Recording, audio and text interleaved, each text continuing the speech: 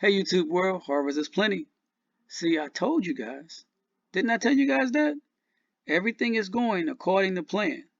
Though it may seem crazy, tinfoil hat, and lunacy to you, it's not crazy and lunacy to them.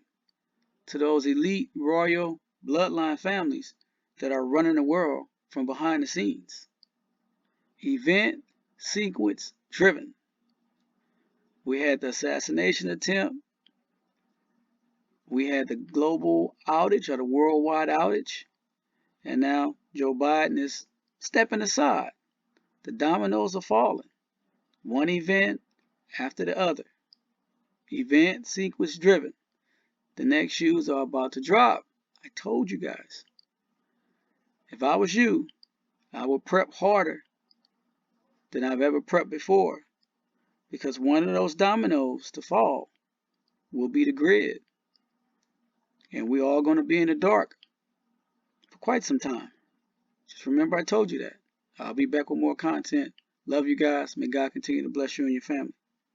Right back to our chief White House correspondent, Mary Bruce. And Mary, we are following these rapidly moving developments. First, we had the letter from the president of the United States saying that he was going to step aside in this race. Now we are seeing yet another post on social media from President Biden, because the big question after the president announced that he was going to step aside in this race was who exactly was going to step in. Mary Bruce, it seems like the president has an answer to that question on who he's endorsing here.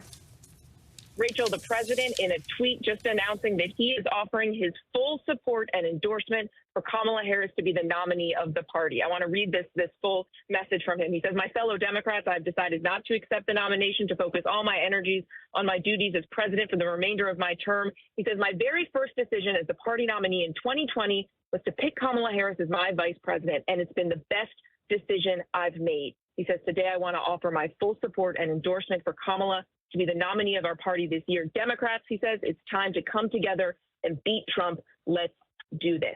The president has always made clear, Rachel, that he believes that Kamala Harris has what it takes to be president. He wouldn't have chosen her to be vice president if he didn't. But we have seen sort of an interesting change in the way he's talked about Kamala Harris, even in the last 2 weeks. It was just 5 days ago, I think, he was out in Las Vegas doing a big event before the NAACP, and he took on Trump, especially in the way that Trump has been reaching out to black voters. And he took on the way that Trump had once used the phrase, black jobs. And the president made this quip, this joke, not joke. He was fired back at Trump saying, "I know what a black job is. It is vice president." And he said, point blank, Kamala Harris could be president.